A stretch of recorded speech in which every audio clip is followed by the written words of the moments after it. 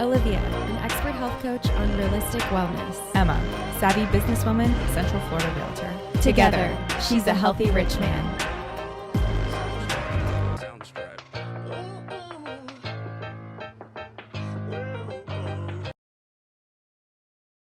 Okay, we have a guest. We have our first guest, everybody. It's me. This is Barry. Do you want to introduce yourself?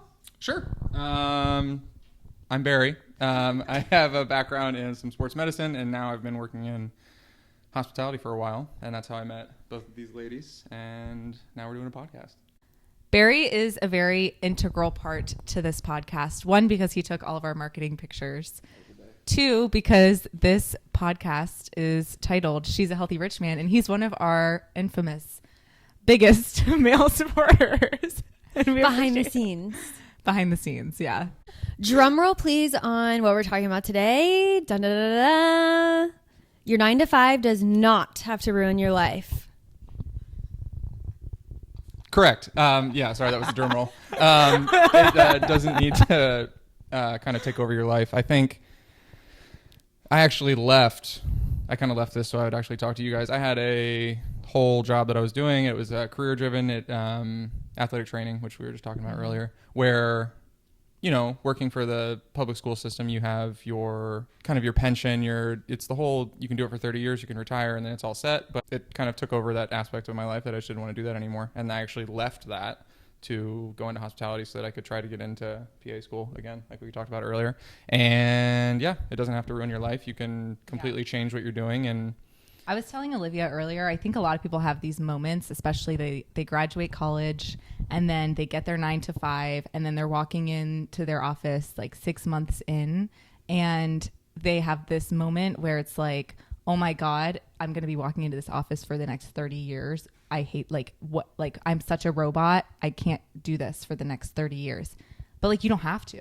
Sounds like that's kind of what you felt like and you just decided to pivot. Yeah, there's also both sides. Like somebody can work a 9 to 5 their entire life, and I have nothing against that. You know, no, not at all. I hate to call it old school because there's no like defining line between what used to be and what is now. But there's nothing wrong with a 9 to 5 either. I think some people love that consistency, and also looking for something that's stable, I think, is something that isn't present as much in today's society. Everybody's always changing. So you look at somebody's resume and it's like, oh, I did this for 3 months and then this for 4 months and then this for 5 months. And there's no consistency, and stability in today's world, I think, is more coveted than that idealistic job or whatever it might be. That's saying a lot because Barry hires a lot of people too. So you see a lot of resumes. A lot of resumes. But I think not only coveted, but highly regarded is consistency and stability.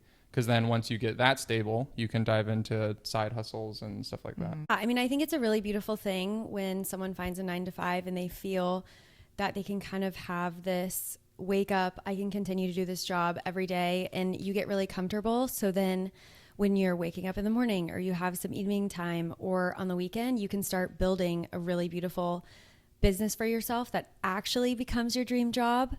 And you can create that consistency of having the 9 to 5 where it's, I don't want to say mundane, but you just know what you're doing and you have this comfort to where then you literally can create your dream job that you've always wanted. I mean, I think one of the biggest and best plans that somebody can do is during the daytime, work on your passion and then get a hospitality job or a restaurant job or whatever and work that at nighttime. So during the day, you're working on your passion, and at night you are getting that stability and income for yourself. One of my favorite people in the world, who happens to be my brother, he has created a wildly successful business for himself, and it's unbelievable to watch. And one of the things he's always told me is you need money to make money. Mm-hmm. At the end of the day, you have to have some sort of income to keep continuing to drive whatever you're trying to create. Okay, so another thing, obviously, when you're trying to grind and you have a stable income to where then you're creating your side hustle on the side, let's talk about wellness, because it's a shit show when you're trying to do that. Yeah, because then you're trying to balance 2 jobs, wellness, relationships, like all the things of life. How do you do that? How do Barry? you do that, Barry? Yeah, how do you do that? As the philosophizer, king of philosophy once said, life is a roller coaster, then it drops. Yes. But this is my theme park. Someone help us, please. It's Lil Wayne.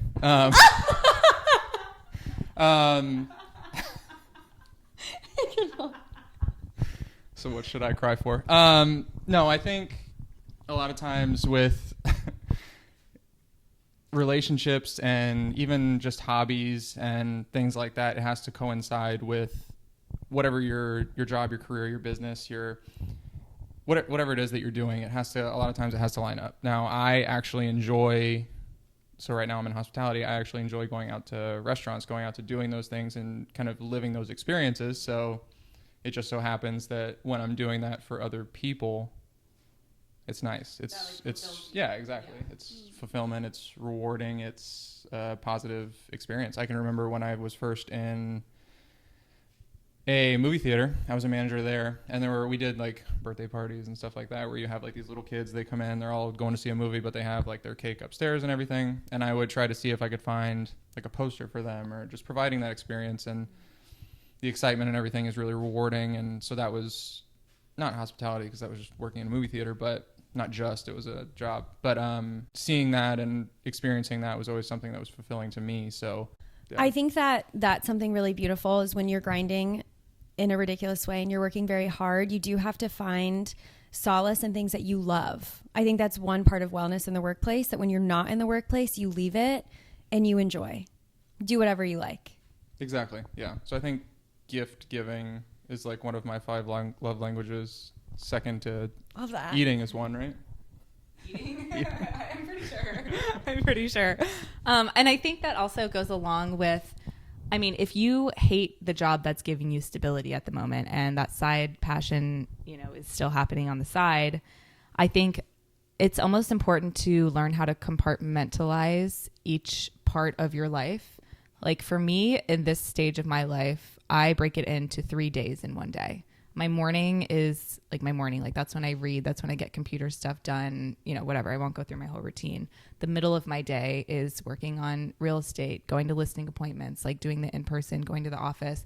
And then the evening is giving myself that stability and the income and working like that other 9 to 5 side hustle. And so it's like, if you can break that into 3 parts, and that's how I do it in my brain, then it's easy to move on to each next step, because it's like a new day. So it's like what happened in the morning isn't affecting what is going on at night. And I did that in swimming too, growing up. Like that was almost like a job too. And I remember my coach, Dudley Duncan, that we talked about last week. He was a fingertip drag.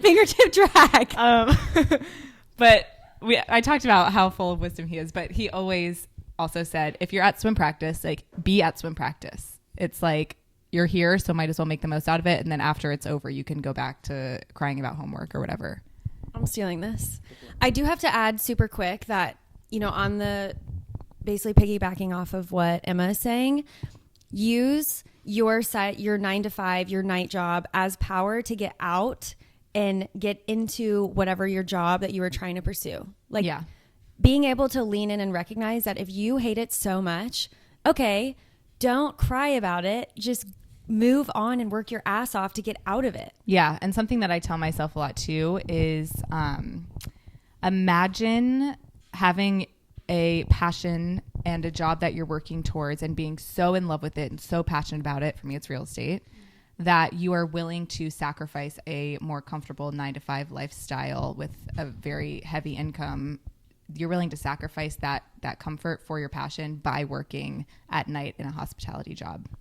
One of my things is don't talk about it, be about it. So if there is somebody who's constantly complaining or constantly like, man, this is terrible, I don't like this, or if it's a policy, or if it's whatever it is in the current role that they're in, if it happens to be, I'm sure we know people that are in our place of employment that feel that way. And I'm like, well, if you really don't like it, then leave. Like there's nothing stopping anybody from changing anything they want to do. That's why I was at a point where I wanted to leave my job. So I did. Mm-hmm. And it was so that I could, at the time, so that I could take classes to complete my application to get into PA school. So I actually needed the days off.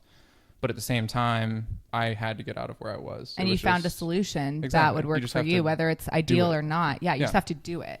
I heard this story one time of, I think it was a lawyer, and he was like 65 when he stopped being a lawyer. And he was on, it was like a podcast or an interview. And he was like, when I was 25, I hated being a lawyer, but I already had gone to law school. I already started. My parents were so proud of me, but every single day I hated it. And at 65, he like wrote a book and his whole career shifted. He wasn't a lawyer anymore. He was like a speaker, and that's really what he was passionate about. He was like, I could have done that when I was 25 and spent my entire life doing my passion. But since I was like too scared to pivot and I thought it was too late when I was 25, I didn't. And then he wasted 40 years just doing what he hated because he thought it was too late at 25. It's just not. No matter, I mean, I know it's so like cliche, but it's never too late, you know? No, and it's what I was literally about to say is everybody says it's this cliche and it's like, oh, it's never too late. But if there's anything I've learned is that it's truly not. And there are ways to make it work. Like some of the time I think people get so comfortable in their lifestyle. They're like, I can't switch my lifestyle so much to make this other dream work. I also think there's a huge piece to this. That's your inner ego. You cannot care at all what anyone else thinks except your own. Like if you go to school for 100 years and you decide to get out and you don't want to do that job that, you know, you obviously went to school for, it is completely okay to start over. It does not matter what your family thinks. It doesn't matter what your partner thinks, your friend thinks. If you know in your heart that you are not supposed to be where you are, leave. Yeah, that's a fantastic point. Thank you. Yeah. I also want to hear both of you talk a little bit more about how you balance actual like bodily health and wellness with such a strenuous schedule. It is a constant battle no matter who it is. Every single day you have to work very, very hard to set some extreme intentions for yourself and hold yourself accountable. I think mindset is one of the biggest things here. Obviously, our place of work can be challenging, and it, to me, is so important what you're doing outside of work to then come back and bring yourself solace so you can get through it and kind of shut your mind off. I also feel that when it comes to wellness in the workplace and also even when you're outside of it, being able to set yourself up for success and knowing what it takes to do that for yourself to make it so you can get through whatever you're supposed to get through. To me, I love packing lunches for myself or healthy snacks so I don't order food or anything like that. A healthy snack, Rebecca. What is that from? Is it a Vine? I don't know.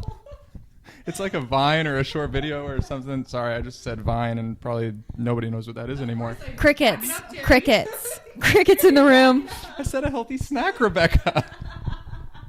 And they were roommates. I'm talking wellness, okay? Anyways, continue. Sorry. No, but I do think that truly being able to set yourself up for success is going to provide you that wellness that you're looking for, because we all have this grind that can be really overwhelming. And to me, it's like the little things that make a massive impact. Usually discipline is the key to success, not perfection. It just needs to be a circle, but it doesn't need to be perfect. So it can kind of waver. It can kind of, as long as it is a complete circle and it is consistent, that's what makes it a circle. It doesn't have to be necessarily perfect. I think a good metaphor for this is it talked about people who lift weights. Like, what are they called? Bodybuilders. Yeah, them. Those people. And but well, it also talked about wanting to, like, people who want to start going to the gym. And let's say you want to go to the gym every day and you want to get fit, and like your goal is to go every single day. It's like the fourth day out of the week, you might only go to the gym for 5 minutes, and that's not going to change your body, 5 minutes at the gym, but it's proving to yourself that you still went to the gym, and it's not breaking the cycle. I think a huge thing is just not breaking the streak. Andrew Huberman, I just listened to a podcast he did with on Chris Willicks's podcast, where actually doing something that you don't want to do develops your brain in a way that provides you a drive to keep going, to develop further. So actually doing the things you don't want to do provides positive brain development. I love that. Yeah. Yeah. There's a bunch of little brain tricks you can do to your brain, such as picking up paper clips. Yeah.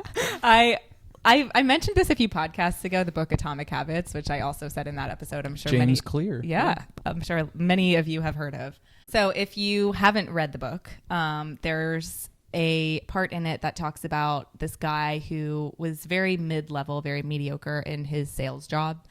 And he was mid. Yeah.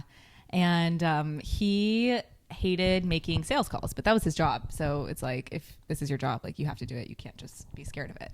And one of the 4 philosophies in Atomic Habits, in order to create a habit, is one of them is to make it satisfying, make the habit satisfying.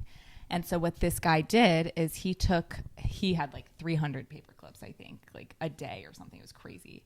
And so to make it satisfying for himself, he put 300 paper clips in one cup and the other cup was empty. And every single day after he made a call, he would move a paper clip. And so in his brain, every time he moved a paper clip, he would get a little bit of satisfaction. And so then it was so much fun. Yeah. Oh. Which one did that come out of? She's lost some dopamine. It's over now. It's over now.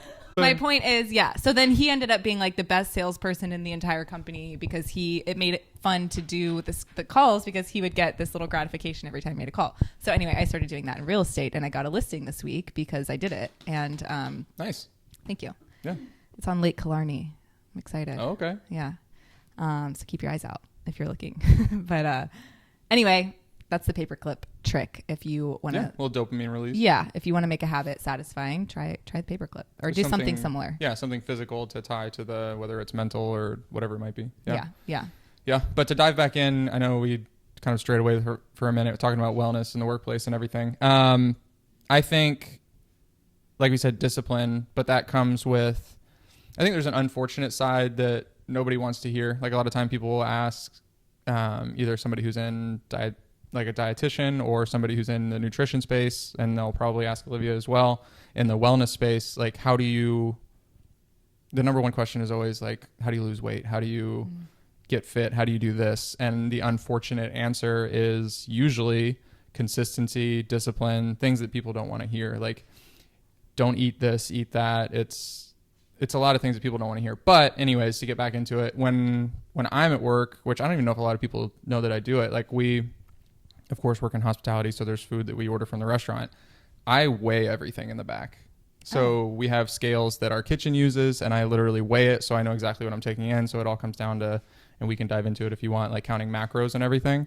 So I know what I'm eating every time I'm there. So for me, I have a measure of what I'm doing, and I'm very data driven and number driven. I have spreadsheets for everything.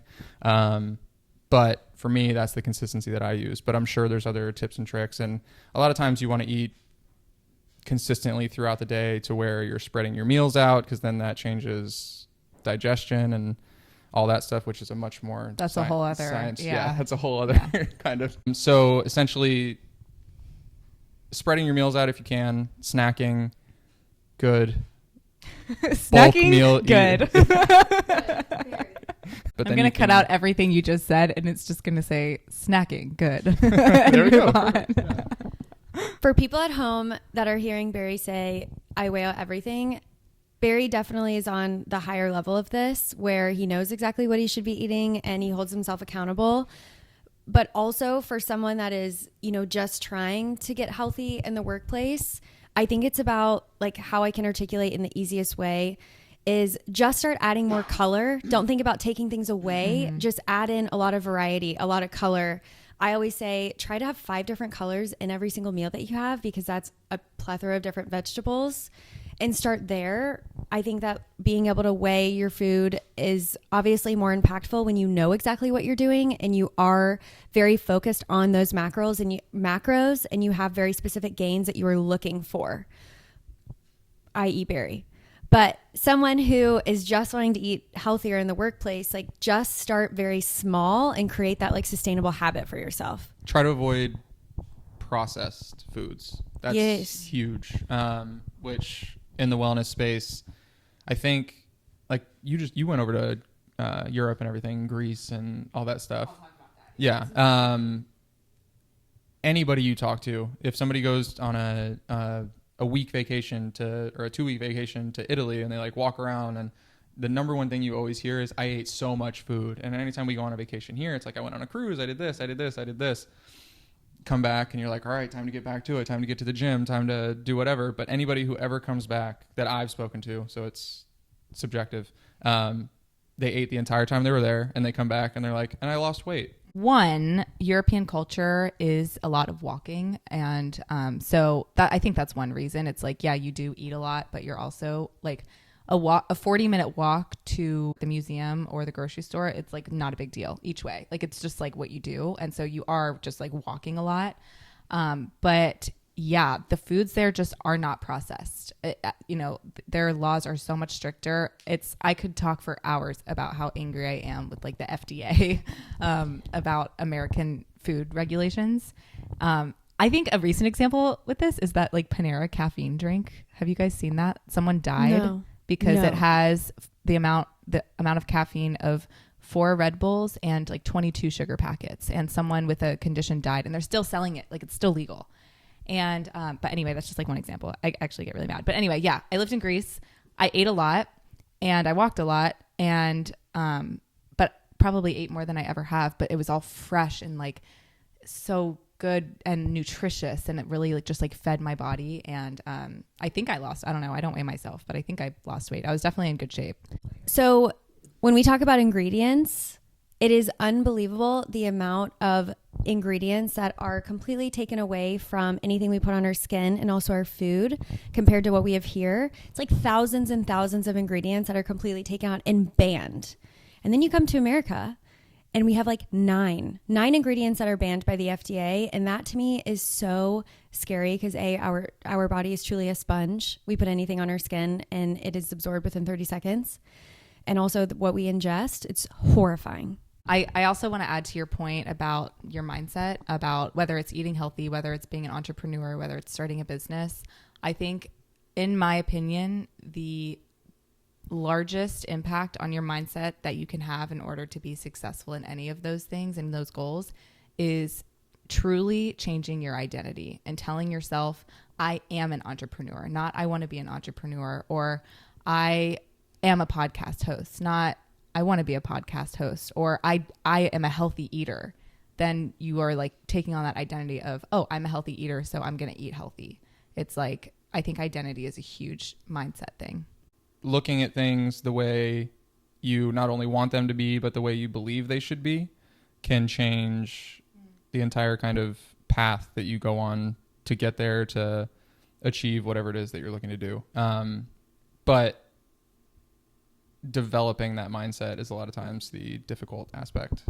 I was coaching a hairdresser recently and her schedule was astronomical, and we were trying to figure out how she can meal prep and all of these things while trying to keep her job and working very hard. And I think that as much as I can give you tips, and as much as like Barry, you obviously are really passionate about wellness and health too, it's very bio-individual. Mm-hmm.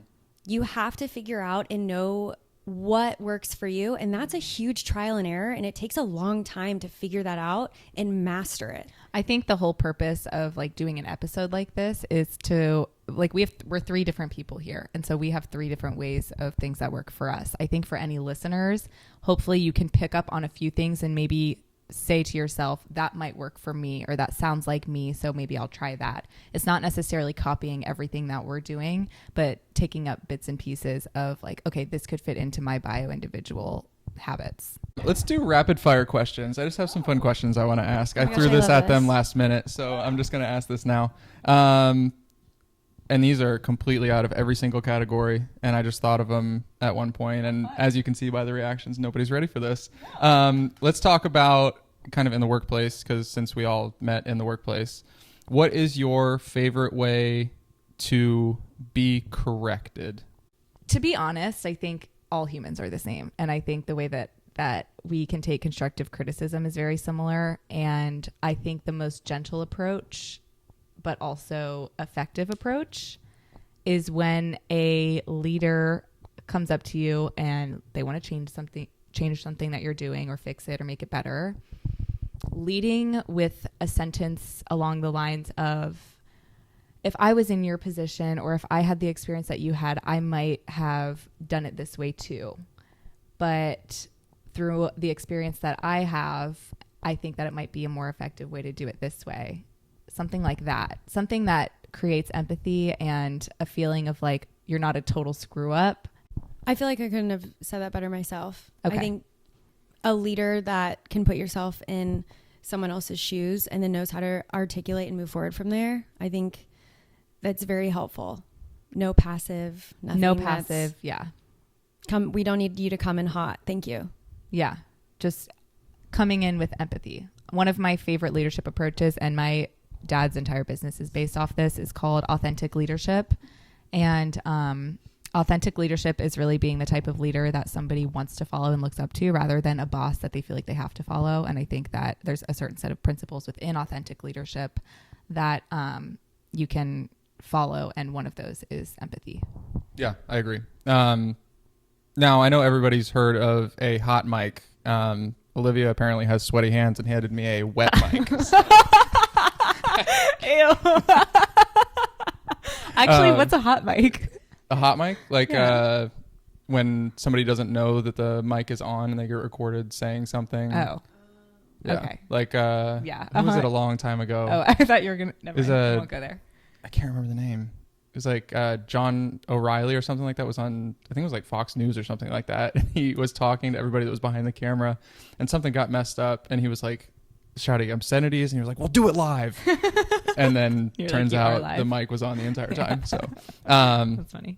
But yeah, looking at kind of the reason I wanted to dive into that, which I actually kind of got to it with the first question, is learning styles and kind of taking those moments where correction can be turned into a positive thing. That's why I phrased it that way when I asked it, is what's your favorite way to be corrected? Because a lot of that could be worded as like, how do you react to being told you're wrong, or something, and it can all be changed into that direction. Yeah. So looking at it as a good way to fix, not necessarily a bad thing, but something that like a learning opportunity. Exactly. Yeah. Turning it into an opportunity instead of a bad thing that needed to be fixed. I mean, nobody knows everything. So if you can, yeah, exactly. Like I said, come at it in an empathetic way, but kind of phrase it as this is a learning opportunity and we'll all be better because of it.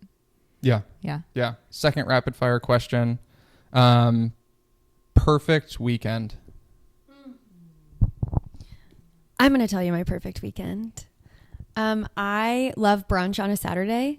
Probably one of my favorite things. I want to go for also an early morning walk before or after. Please take me to the beach. I want to eat moderately healthy, probably majority of the time. And then I love like a treat on the evening, spending time with friends, seeing my family. That's probably a perfect weekend. Yeah. I have a realistic answer to this and a non-realistic answer. Not realistic. No, that's realistic, I think. No, that's super realistic. Working all throughout. Yeah. Working all throughout. But I love what I do on the weekends. That's yeah, I think that's super realistic. I do. Look, I'm it's a going to be more realistic lady, okay? to what I'm about to say. That's why we work well together, because I'm the fairy tale lady and Emma's like, no, harsh. No, listen to what I'm about to say. My unrealistic answer. To give a realistic answer. No. This is unrealistic, but also a period in my life this was every weekend. My ideal weekend is going to, when I lived in Greece, every single weekend we went to a new island or You already country. hit it. You were in Greece. Unrealistic. I know. But that is unrealistic, but those were the perfect weekends. Going to a new island, swimming in like new waters. Obviously I'm a swimmer, and just like that is euphoria to me. However, realistically, thank you, Mr. Duncan Dudley. Dudley Duncan. Yeah. Realistically, I'll tell you right now, every single Saturday morning, this is so nerdy. Every Saturday morning, my favorite, I can't even say it. My favorite crossword puzzle is released. And it brings me so much joy to know that I'm waking up on a Saturday morning and I get to do the crossword puzzle. And that just starts. So anyways, talking about. Also, okay, let's talk about how she wakes up and moves the crossword puzzle over, and then also the paper clips. Thank you so much. I love to do the crossword, and then I love to, like you said, like go on a walk, get some fresh air. I usually love to get some work done, so I'm not stressed, like anything that's built up. And yeah. Mine is so simple. I want to wake up, watch College Game Day, go to the gym, go out to eat dinner, wake up on Sunday, go to the gym, watch football. That's such a man answer. It's so ideal, though. Make no mistake about it. He's a healthy, rich man. Not rich, but we're getting there. But yeah. I have a rapid fire question for Barry. Okay. Why did you want to come on this podcast? I think that Great I wanted to, I'm good friends with you both. And I think that anytime we get a chance to just get together, spend time together, you kind of grow your community, but you just grow that friendship at the same time. But I think what you guys are doing is fantastic. Like I've said before, I've told you guys in person, I'm not going to necessarily like post it everywhere because sometimes I think that individual interaction is more meaningful than necessarily posting everywhere. But I think you've got a good thing with the podcast, and I think it helps, as you guys have pointed out with the reviews before, that there's a lot of people that it's helping them figure something out or work through a situation, and I just like to be a part of that if I could. And That's so wholesome. Thank you. yeah. I think that there are things you guys are doing that not only you're helping each other grow, but it's helping listeners grow. Not to say that I'm going to say something so profound that's going to help somebody, but if there's any way that I could be a part of that, that is fulfilling to me. So kind of making your hobbies something that provides you enjoyment, but also fun, but also growth is just rewarding. So it seemed like something that I just wanted to do. Oh, that'll have to be like a short, like I'm a gonna real cry. short. That's so nice. Thank you, Barry. That means a lot. All right. Third and final rapid fire question. So the first one was more mindset driven. How do you kind of fix things? Second one, just a fun one. Third one, what do you do in a moment where you feel like you're overwhelmed? Now, this can be too many tasks. This can be financially. It can be however you want to answer the question. If you feel like in a moment you have so many things you just can't handle it, what's your go-to? For me, it's make a list. I'm such a list girl, but it's true. Like you can literally see on my fridge, there's a huge list there because that was like it, when I was feeling super overwhelmed, that's everything that was in my brain. And so now it's like on a piece of paper or writing. I mean, like I've written like a book before because I've been so overwhelmed that I've literally like will just write out my brain. And I think that helps kind of get it all out. Now, if it's something that I am super overwhelmed about that isn't necessarily tasks to be done, but it's like financial stress or something like that, to be completely honest and real with you, prayer is my go-to. I spend time with God, and that really always just helps and calms me down. I definitely feel very similarly to Emma. You have to ground yourself. For me, I'll get stuck on a thought or I just will feel really overwhelmed in general, and being able to reset myself and get out of that and kind of look at where I'm at as, a bird's eye view. I think that's very helpful for me. So if I could insert myself into someone else's life for a second and then come back with a kind of a reset, that's super helpful for me. Also, nature. As goofy as it sounds, please take yourself on a walk. It is transformative to be able to go outside, have your feet in the water, in the sand, in grass. That's so wonderful to reset. Barry, what's yours? Keep the train rolling. You can't stop, but you can kind of take a step back and try to realize that this is like the worst thing to say, but nothing matters. I'm sorry for interrupting, but I do have to say this before you go further. There's a sound on TikTok right now that it's like, oh, nothing matters. They're like so sad and they're like, oh my God, like so depressed. And then it's like switches and it's like, wait, nothing matters. Like, oh my God, nothing matters. There's a Rick and Morty quote that you can go through where We got Lil Wayne, we got Rick and Morty. nothing matters. It's, to be morbid, we're all going to die. That at the end of the day, whatever you're in that moment is not the end of the world.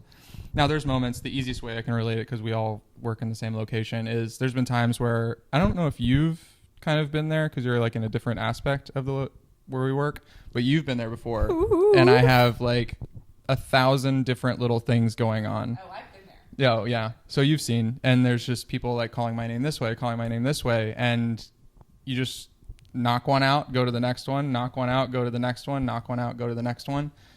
Same thing with finances or whatever it might be. You just got to kind of, it's very list driven. So It's just a mental list, not a physical list. Let me tell you, Barry has talked me down multiple times when I've been super overwhelmed.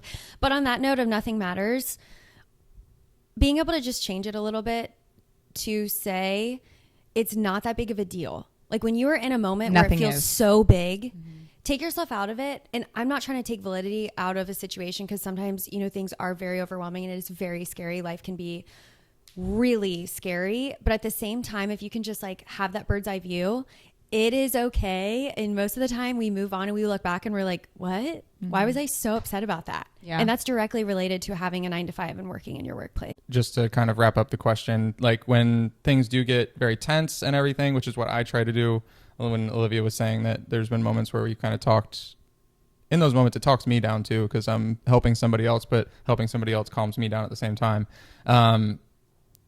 Just breathing and working through the moment and not letting your mind get out of control. The more calm you stay in those moments, the better the situation is. Totally. And then slow down your speech, breathe. Clarity is often huge. Just tips for, and we could do a whole other podcast about conflict resolution, but We should. staying calm, clarity. A lot of times if you ask somebody to repeat either if it was confusing or insulting question, that completely changes the narrative because then they have to take accountability for what they just said. That kind of calms down the moment. And then if you let them know how that either makes you feel or what that means in that moment, it smooths everything out. You know, like somebody will come at you and say like, this is ridiculous. Like, you're so dumb for that. I'm so sorry. What did you say? And then they have to repeat it and take accountability for what they just said. That's so good. And then that's so good. When they tell you, and it is something that they meant to be insulting, and they doubled down and said it again, you know, like that makes me feel like you think I'm whatever it was that they said. It takes away that dopamine hit that I hate to keep referring to that, but that's what it is. It's some people have that response that's positive to them when they provide an insult. That's taking so that away. good. I'm gonna try to use that method. I do have to say something that Barry has taught me.